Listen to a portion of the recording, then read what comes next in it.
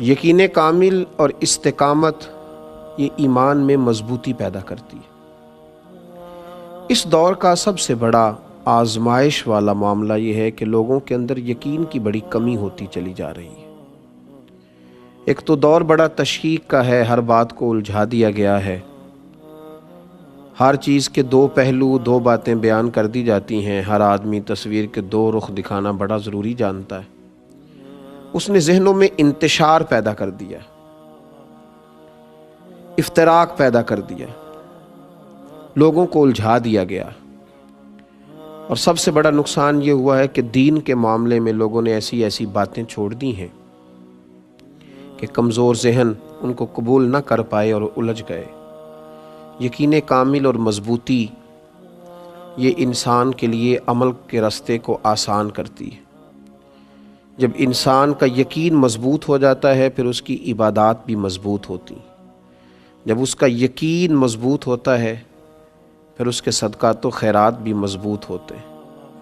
جب اسے اللہ کی طرف سے اجر کا یقین کامل ہوتا ہے تو پھر اللہ کے راستے میں خرچ کا طریقہ بھی مضبوط ہوتا ہے۔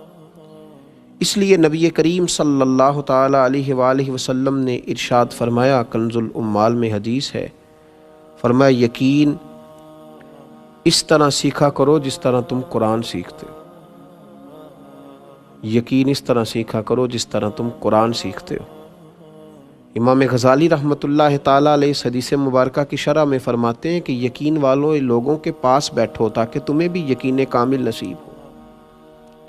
ان لوگوں کے پاس نہ بیٹھو جو ڈبل مائنڈڈ رہتے ہیں، ان لوگوں کے پاس نہ بیٹھو جن میں فیصلے کی قوت ہی نہیں ہوتی، جو تمہیں الجھا دیتے ہیں، جو تمہیں کمزور کر دیتے ہیں۔ بہت سارے لوگ ساری زندگی میں کوئی فیصلہ ہی نہیں کر پاتے کہ مجھے کس راستے پہ چلنا ہے، کمزور یقین ہے اتنا۔ اور ہمیں ویسے بھی اس قدر زیادہ لوگوں سے ملاپ ہوتا ہے کہ لوگ کمزوریاں پیدا کرتے ہیں، جی خود ہی کھانا ہے، جی خود ہی کمانا ہے، جی کہاں سے ملتا ہے، کیسے ملتا ہے۔ اور میاں کمانا خود ہی ہے لیکن دیتا اللہ ہے، کوشش خود ہی کرنی ہے پر نوازتا اللہ۔ یہ یاد رکھنا پڑے گا، اس پر ہمیں توجہ دینا پڑے گی۔ یہ کیا بات ہوئی کمزور باتیں کرنا اور یقین کے اندر کمزوری لانا۔ اقبال نے ایک مثال دی، اقبال کہنے لگے کہ دنیا میں غلام کی زندگی بڑی بدتر ہوتی ہے۔ جو کسی کا غلام ہوتا تھا نا، عرب کے لوگ اپنے غلاموں کو بڑی تکلیف دیتے تھے، ان کا جانور وہ ان کی مرضی کے بغیر دھوپ میں سے کھول کر کے چھاؤں میں باندھ نہیں سکتے تھے، اتنے تکلیف ہوتی تھی کہ تمہیں یہ بھی اگر باندھا نہیں ہے تو پھر بھی مار پڑے گی کہ تمہارے سامنے جانور جو ہے وہ بندھا رہا اور تم نے دھوپ میں سے کھول کے چھاؤں میں باندھا نہیں، اور اگر اس نے باندھ لیا تو پھر بھی مالک مارتا تھا کہ ابھی تم اتنے بڑے ہو گئے ہو کہ پوچھو گے بھی نہیں اور کام کرو گے۔ تو غلام کی زندگی بڑی کمزور، بدتر اور تکلیف والی ہوتی تھی۔ تو اقبال کہنے لگے، سن اے تہذیب حاضر کے گرفتار، غلامی سے بدتر ہے تیری بے یقینی۔ اگر تو بے یقین آدمی ہے نا تو پھر تو اس غلام سے بھی گیا گزرا ہے جس کی زندگی اتنی کمزور ہے کہ اس کی کوئی اپنی مرضی نہیں، اس کے لیے کوئی دستور ہی نہیں۔ یقین کامل والی زندگی ایک حسن ہے۔ نبی پاک صلی اللہ علیہ وسلم کی خدمت میں حضرت عبداللہ بن بصر رضی اللہ تعالیٰ عنہ حاضر ہوئے۔ وہ دور کسی جگہ کے رہنے والے صحابی تھے، حاضر خدمت ہوئے تو عرض کرنے لگے، یا رسول اللہ صلی اللہ علیہ وسلم، میں بڑی دور سے آیا ہوں اور بوڑھا بھی ہوں۔ یا رسول اللہ صلی اللہ علیہ وسلم، نہ جانے دوبارہ لوٹ سکوں کہ نہ لوٹ سکوں، اور حضور ممکن ہے زندگی بھی اتنی وفا کرے نہ کرے، مجھے کوئی ایک ایسی بات بتائیں جس پر میں جم جاؤں تو میری دنیا بھی بن جائے اور آخرت بھی بن جائے، تو اس پر ڈٹ جاؤں تو میری دنیا بھی بنے، یعنی یہاں کی بھی مجھے کامیابیاں ملیں، یہاں بھی اگر میں سوسائٹی میں کوئی مقام لینا چاہوں تو وہ بھی اللہ مجھے عطا کرے، مجھے ایک ہی بات بتائیں۔ نبی پاک صلی اللہ تعالی علیہ وسلم نے ایک ہی بات ارشاد فرمائی، فرمایا جب تو کہے نا اللہ میرا رب ہے، پھر اس پر ڈٹ جا، پھر اس پر ڈٹ جا، کھڑا ہونا سیکھ، سٹینڈ لینا سیکھ، یقین کامل پیدا کر۔ پھر یہ تیری جو کمزوری ہے نا، تیرے ٹوٹتے جملے، تیرے بکھرتے لفظ اور تیرے حروف میں کمی، اور پھر تیرا کمزور لب و لہجہ، تیرا بہت بڑا دعویٰ اور پھر ذرا سا کسی کا فون آنا اور تیرا بکھر جانا، تیری بڑی باتیں پر تیرا انداز وہی کمزوروں جیسا، پھر اس سے نکل، پھر تو کہیں کھڑا ہونا سیکھنا، پھر ذرا کچھ معیار زندگی پیدا کرنا، اگر دنیا میں جینا ہے تو کچھ معیار پیدا کر، پھر ذرا حوصلہ پیدا کر، پھر یقین کی دولت اپنے ہاتھ رکھ، پھر ذرا مضبوطی دکھا۔ ہمارے معاشرے میں ایک مایوسی ہے جو تیزی سے پھیل گئی ہے، مسلمان جی کمزور ہیں جی، ان کا کچھ نہیں بن سکتا، پاکستان میں جی بڑے حالات خراب ہیں، اس کا کچھ نہیں بن سکتا، وہ جی میں غریب آدمی ہوں، غریبوں کے بچے تو بڑے نہیں نہ بن سکتے۔ یہ ساری مایوسیاں پھیلائی گئی ہیں، یہ یقین کی کمزوریاں ہیں، یقین کی کمزوریاں ہیں۔ عرب کے بدو کیا کچھ بن سکتے تھے؟ لیکن وہ اللہ کی توحید پر اور مصطفیٰ کی رسالت پر جب وہ یقین کامل رکھ کے نکلے تو پھر اللہ نے انہیں پوری دنیا کا امام بنایا، پھر وہ بن گئے۔ اس وطن کا کیوں نہیں کچھ بن سکتا؟ اس وطن کی مٹی میں بڑی خیر ہے، بڑا حسن ہے۔ یہ حضرت خواجہ فرید الدین رحمت اللہ علیہ کا وطن ہے، یہ داتا علی حجویری کا وطن ہے، یہ اولیاء کی، صوفیاء کی، نیک لوگوں کی، درد دل رکھنے والوں کی، پیار کرنے والوں کی دھرتی ہے۔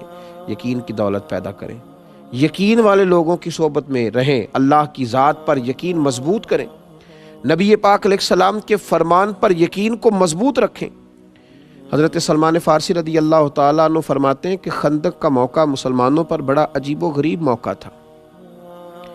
ایک آدمی کسی منصب پر بیٹھ کر کوئی دعویٰ کرتا ہے نا، اس کا دعویٰ قبول کر لیا جاتا ہے، لیکن ایک ٹوٹی ہوئی چٹائی پر کرائے کے مکان میں بیٹھ کر دعویٰ کرے تو لوگ قبول نہیں کرتے۔ بلا مثال و بلا تشبیہ صرف سمجھانے کے لیے عرض کر رہا ہوں۔ آپ فرماتے ہیں خندق کے دن اس طرح کے تھے کہ قحط کا زمانہ تھا اور ہم دفاعی جنگ لڑ رہے تھے، مسلمان دفاعی جنگ، مدینے کے چاروں جانب خندق کھود کر ہم جنگ لڑ رہے تھے کہ باہر سے وہ اندر نہ آ سکے مدینے میں کفار۔ جنگ بھی دفاعی تھی، حالات بھی قحط کے تھے، اور جس وقت خندق کھود رہے تھے نا صحابہ تو پیٹوں پر پتھر باندھے ہوئے تھے، اور فرماتے ہیں عرض کی یا رسول اللہ صلی اللہ علیہ وسلم پیٹ پر پتھر باندھا ہے، تو حضور نے کرتا اٹھا کے دکھایا، فرمایا تم نے ایک باندھا ہے، میں نے دو باندھے ہوئے۔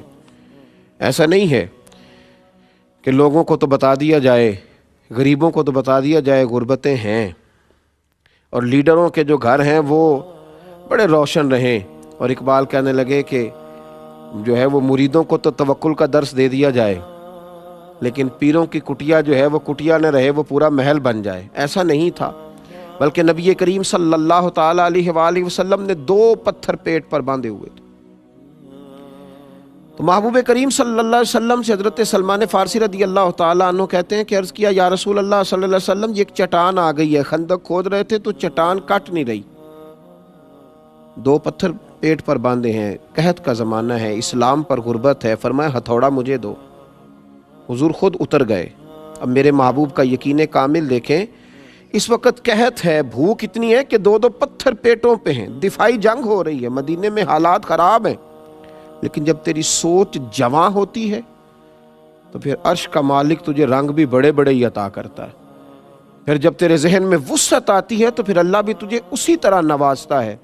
حضور کا یقین کامل، حضور کے ہاتھ میں وہ جو آلہ تھا نا چٹان توڑنے والا، حضور نے اللہ اکبر کہہ کے مارا چٹان پر، تو کہتے ہیں صحابہ کہ ہم باہر کھڑے تھے تو ہم نے چمکتی ہوئی چیزیں دیکھی، چٹان ٹوٹی، تو حضور نے کیا فرمایا؟ فرمایا اوتیت مفاتح الیمن۔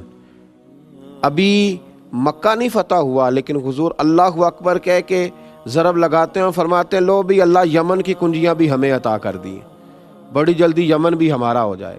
پھر حضور نے دوسری ضرب لگائی تو یقین کامل دیکھیے، نبی پاک علیہ الصلوۃ والسلام نے فرمایا لو بھائی فارس بھی ہمارا ہو جائے گا۔ تیسری ضرب لگائی تو فرمایا ملک شام بھی اللہ ہمیں ہی عطا کرے گا۔ تو حضور ضربیں لگاتے جاتے، ایک ضرب پر ایک بہت بڑی سلطنت اور ملک کے فتح ہونے کی خوشخبری دیتے، اور صحابہ بڑے باہر کھڑے ہو کے یہ تبصرے نہیں کر رہے تھے کہ یہ کیسے ہو سکتا ہے، بڑی منصوبہ بندی کرنی پڑے گی، کیسے ہوگا۔ ان کا بھی یقین کامل تھا، جب حضور کہتے نا ملے گا، کہتے ہماری روحیں بھی نعرے لگاتی تھیں۔